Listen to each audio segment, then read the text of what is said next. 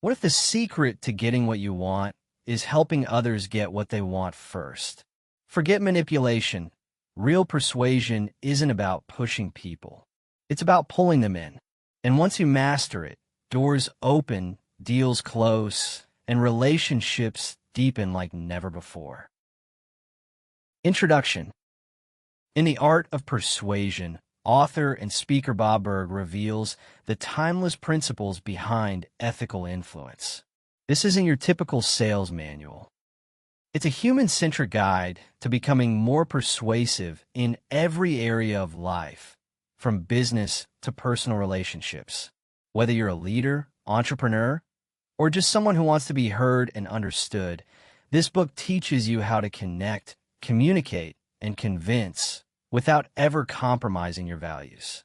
In this summary, we'll break down the core ideas so you can learn the art of getting people to say yes the right way. Let's dive in. Chapter 1. Persuasion is about influence, not manipulation. Let's kick things off with one of the most important lessons in the entire book. Persuasion is not about tricking people. It's about helping them see value in what you're offering. Bob Burg makes a clear distinction between influence and manipulation. Think of it this way. A manipulator tries to control or deceive to get their way, often at the other person's expense. But a true influencer? They create win-win situations. Their goal is to understand what the other person wants and align that with what they're offering. Here's a relatable example. Imagine two co-workers, Jake and Sarah. Jake pressures people to support his ideas by using guilt or fear. Sarah, on the other hand, takes time to listen, asks thoughtful questions, and shows how her idea benefits the whole team. Who would you rather follow? That's the power of ethical persuasion. Burg emphasizes that influence is rooted in trust. When people trust your intentions, they're more open to hearing your ideas. And over time, this trust builds lasting relationships, personally and professionally. So, the key takeaway here, don't aim to win arguments or push people. Aim to connect, understand, and offer value. That's real influence. That's persuasion done right. Chapter 2. People do things for their reasons, not yours. Here's a truth most people miss when trying to persuade. People don't care about your reasons. They care about theirs. In this chapter, Bob Burg explains that effective persuasion starts with understanding what matters to the other person. Too often, we approach situations thinking, here's what I want, so I'll just explain why it's important to me. But that rarely works. Let's break it down with a simple example. Say you're trying to convince your friend to start going to the gym with you. You tell them, it'll help me stay motivated. But your friend's thinking, why should I care about your motivation? Now, if instead you said, it'll help you feel more energized during the day and sleep better at night, that hits closer to home. It's about their reason, not yours. Burr drives home this point. If you want to influence someone, put yourself in their shoes. Ask questions. Listen deeply. Figure out what drives them. Are they motivated by recognition, security, freedom, convenience? When you tailor your message to their needs and desires, persuasion becomes natural. So, don't assume your why is their why. The key to influencing others is making your message about them, not you. Simple shift, but it changes everything. Chapter 3. Build rapport through genuine interest. If there's one shortcut to becoming more persuasive, it's this: be genuinely interested in other people. In Chapter 3, Bob Burg emphasizes that rapport isn't built through clever lines or surface-level charm. It's built through real connection. And that starts by caring about others, not just pretending to. Here's the thing. People can tell when you're being fake. Asking, "How are you?" while clearly waiting for your turn to talk doesn't cut it. But when you really listen, when you ask follow-up questions because you're curious, not just polite, that's when people open up and start trusting you. Think about someone who always remembers little details about you. Your favorite food, your dog's name, or how your big meeting went. Doesn't it feel good? That's the power of sincere interest. And as Burr points out, people are far more likely to listen to and follow those who make them feel seen and valued. He also suggests focusing on the other person's favorite topic, themselves. Ask them about their goals, their story, their struggles. Not only will you learn valuable insights, but you'll also build a bond that makes persuasion effortless. Bottom line, you don't need to be interesting. You need to be interested. When you show people that you truly care, they naturally gravitate toward your message. Chapter 4. The Golden Rule of Influence.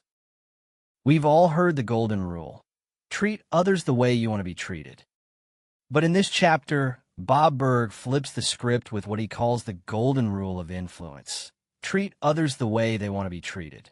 It sounds subtle, but this shift is powerful. Here's why. Not everyone communicates, thinks, or feels the same way you do. What works for you might not work for them. Maybe you love direct feedback, but the person you're trying to persuade prefers a softer touch. Or you enjoy details, while they just want the big picture. If you approach everyone the same way, you're going to miss the mark a lot. Burg suggests paying attention to people's communication styles, personalities, and preferences. Are they analytical? Are they emotionally driven? Do they need time to process or prefer quick decisions? Once you notice these traits, you can adapt your approach to fit them. Think of it like speaking their language.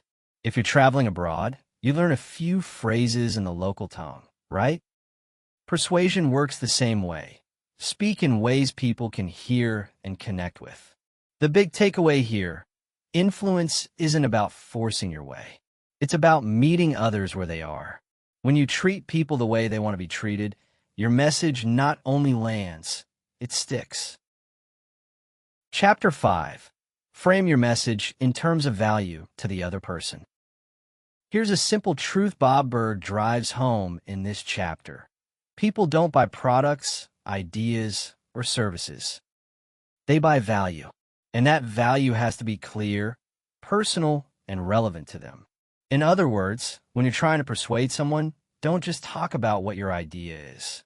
Talk about what it does for them.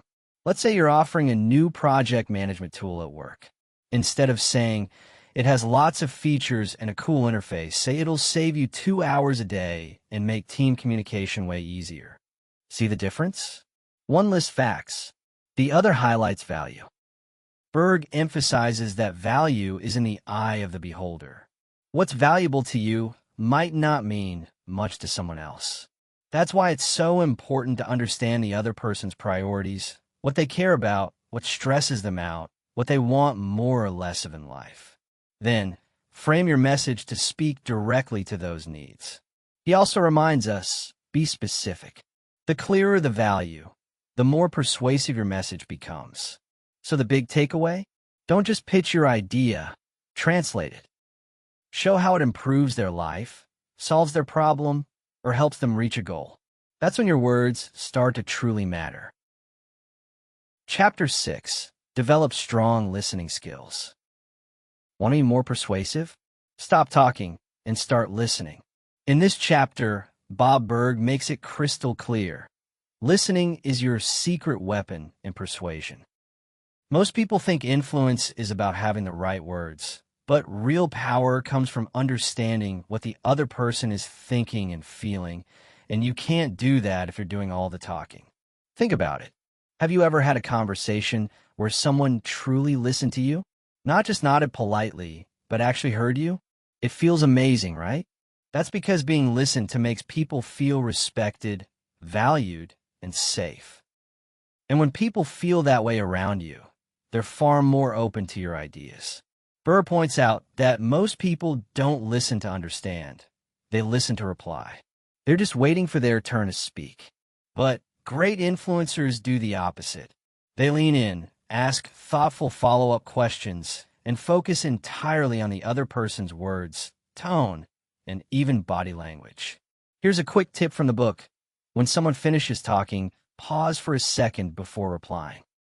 That little pause shows you're processing, not just reacting. It also gives them a chance to add more. Often, that's where the real gold is. Bottom line, listening builds trust. Trust builds influence, and influence gets you results. Chapter 7. Use stories and examples. Here's a fun truth Bob Burg shares in this chapter. Facts tell, but stories sell.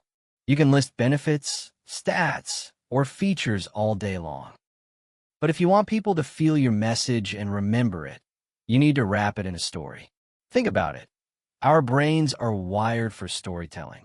It's how we've passed down wisdom for generations. A good story creates an emotional connection. It makes your message relatable and real. People may forget what you said, but they won't forget how you made them feel. Let's say you're pitching a new customer service strategy. You could say, this method reduces complaints by 30%. Sound impressive, right? But now imagine telling a quick story. Last month, Sarah used this strategy with a frustrated client. Not only did she turn the situation around, but that client came back and brought 3 referrals. Boom! Now your point sticks. Burg encourages us to use real-life examples, analogies, or even personal experiences to make our ideas come alive. And you don't need to be a great storyteller. Just be honest, clear, and human. The story doesn't have to be dramatic. It just has to feel true. The key takeaway? If you want your message to land and last, tell a story that people can see themselves in. That's how you inspire action. Chapter 8. Confidence plus humility equals persuasive power. Here's a combo you don't hear every day. Confidence and humility, together, make you truly persuasive. In this chapter, Bob Burg explains that people are naturally drawn to those who believe in themselves without acting superior. It's not about being loud or dominating the conversation. It's about showing quiet strength and a willingness to learn. Think of someone you admire, a leader, a mentor, or even a friend. Chances are they speak with certainty, but they also listen. They share their thoughts clearly, but never act like they know everything. That balance of confidence and humility is what makes people respect them and want to follow their lead. Burg points out that confidence builds trust. When you speak with clarity and conviction, people feel like they can count on you. But humility keeps your ego in check. It shows that you're open to other ideas, willing to admit when you're wrong, and focused on serving, not just winning. Here's a quick example. Imagine a team leader who says, I believe this approach will work because we've seen it succeed before, but I'd love to hear your feedback. That's power. That's persuasion. So, if you want to influence others, don't try to be the smartest person in the room. Just be the most grounded and authentic. Chapter 9. Persistence without pressure. You've probably heard that persistence is key, right? Well, Bob Burg agrees, but he adds an important twist. Be persistent without being pushy. In this chapter, Burg explains that real persuasion isn't about wearing people down until they say yes. It's about staying consistent, professional, and respectful of their space and timing. Let's face it, no one likes being pressured. We've all had those moments where someone kept calling, texting, or following up so aggressively that it felt uncomfortable. That's not persistence. That's pestering. Burg suggests a better approach. Follow up with value. Every time you reach out, offer something helpful, like a new idea, a useful resource, or a reminder of how your message benefits them. It shows that you're focused on them, not just the sale or the result. Here's a simple example. Let's say you pitched a project idea to your manager and didn't get a response. Instead of nagging, try this. Hey, I came across this article that supports the strategy one mentioned. Thought you might find it interesting. That's thoughtful. That's persistent without pressure. The key is to stay on someone's radar while maintaining their respect. Burg calls this professional persistence, and it builds trust over time. So remember, keep showing up. Keep adding value. but always do it with patience and respect. That's how real influencers win in the long run. Chapter 10. Be a giver, not a taker. Here's how Bob Burg ends the book, with one of the most powerful principles of all. The most persuasive people aren't takers, they're givers. In a world full of self-promotion and quick wins, this idea might sound a little backwards. But Burg proves that when you lead with generosity, when you give without expecting anything in return, you build trust, goodwill, and long-term influence. Let's break it down with a simple example. Imagine two people. One is always asking for favors, looking for shortcuts, and making every conversation about themselves. The other is always offering help, connecting people, sharing advice, and asking, "How can I support you?" Now tell me, who would you rather work with? Who would you be more likely to help? Exactly. Burg isn't saying you should give so much that you burn out. He's saying, make it a habit to create value for others. Whether it's time, knowledge, encouragement, or a helpful connection, small acts of generosity go a long way. And here's the beautiful part. When people feel your intentions are genuine, they naturally want to reciprocate. Giving creates a ripple effect that leads to stronger relationships, more opportunities, and yes, even more influence. So if you want to be truly persuasive, serve first, give more, lead with value. That's the mark of someone people listen to, trust, and follow. Conclusion. So, what's the real secret behind the art of persuasion? It's not about slick talk, pressure tactics, or clever comebacks. It's about understanding people, building trust, and leading with genuine value. Bob Burg shows us that the most persuasive people aren't the loudest in the room. They're the ones who listen, care, and serve. From connecting through authentic interest, to framing your message around others' needs, to staying persistent without being pushy. Every chapter in this book is packed with simple, powerful ways to influence with integrity. And here's the best part. These skills don't just help in business or sales. They make you a better communicator, teammate, friend, and leader in every part of life. If today's summary spoke to you, even just a little, then I highly recommend reading the full book. There's so much more wisdom in Bob Burg's words that can't be captured in one short video. If you enjoyed this summary, hit that subscribe button so you never miss another powerful book breakdown. Drop a like and let us know in the comments which persuasion tip hit home for you the most. And if you've already read the book, share your favorite insight below. We'd love to hear it. Thanks for hanging out with us today. Until next time, keep learning, keep growing, and remember, the best influencers are the best listeners. Stay persuasive, and we'll see you in the next one.